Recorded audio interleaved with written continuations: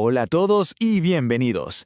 Para empezar este análisis quiero que pensemos en un acertijo, uno que no viene de la teología, sino, curiosamente, de la biología.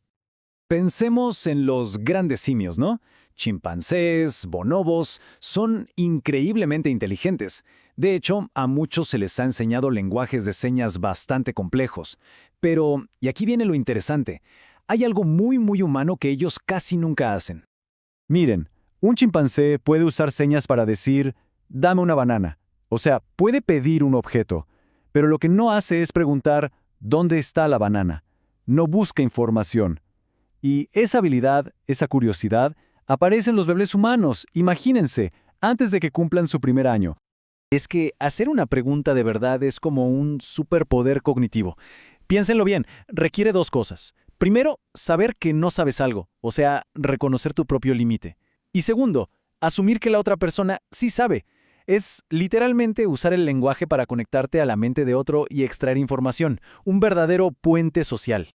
Bueno, y resulta que esa misma herramienta, ese acto tan humano de preguntar, es justo la pieza clave, la piedra angular de toda la historia del adventismo.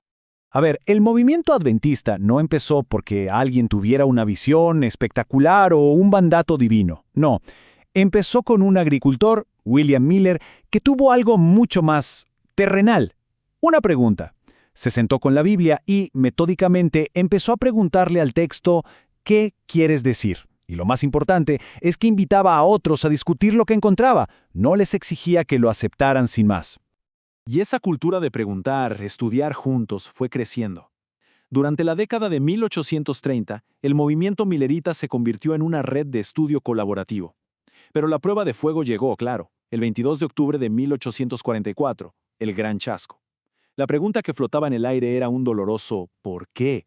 Y lo increíble es que, en lugar de disolverse, este grupo procesó ese trauma, ¿cómo? Con más diálogo y más estudio en comunidad.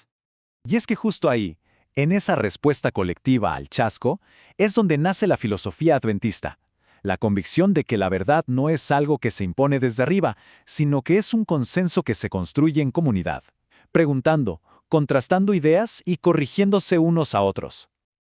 Ok, pero una cosa es tener una filosofía, y otra muy distinta es construir una organización mundial basada en ella.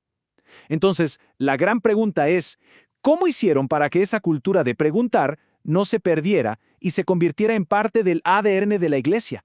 El desafío era gigantesco, ¿no? ¿Cómo construirles una organización a nivel mundial sin terminar siendo como tantas otras, una estructura autoritaria que reprime la libertad de conciencia?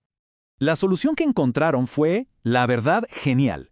En vez de concentrar el poder arriba, lo distribuyeron. El poder nace en la iglesia local, ahí se elige, se vota. De ahí se delega a la asociación, luego a la unión y finalmente a la asociación general.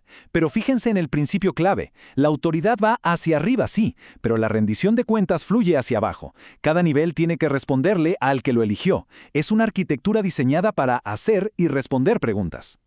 Y este modelo, el de resolver tensiones dialogando, podría parecer muy moderno, muy del siglo XIX, pero en realidad tiene un precedente bíblico potentísimo. Lo encontramos en el libro de Josué.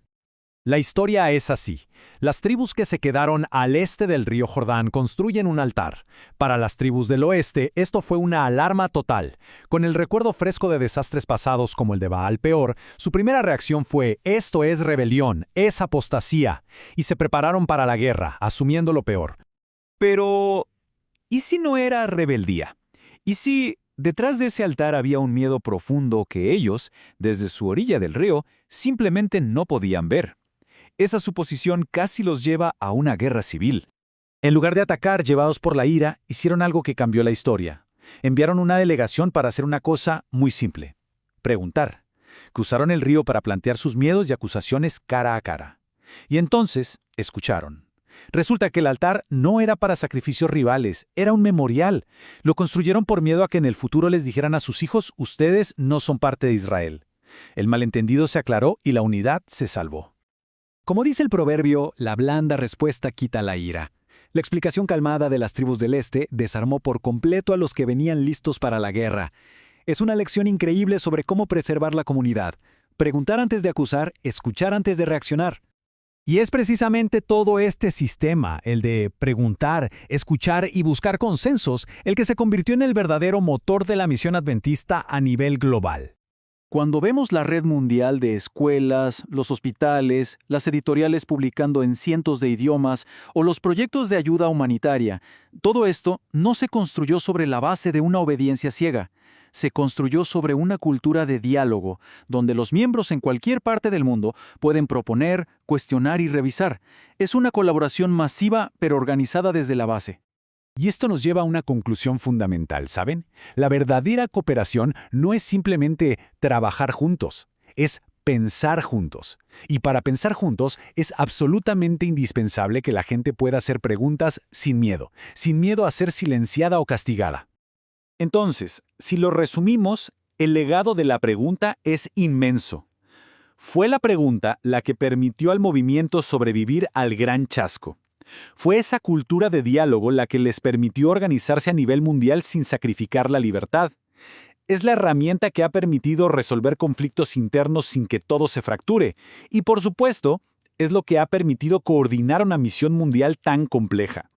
Por eso, dentro de esta arquitectura de la pregunta, la doctrina no se ve como una camisa de fuerza, como un conjunto de reglas impuestas por una autoridad.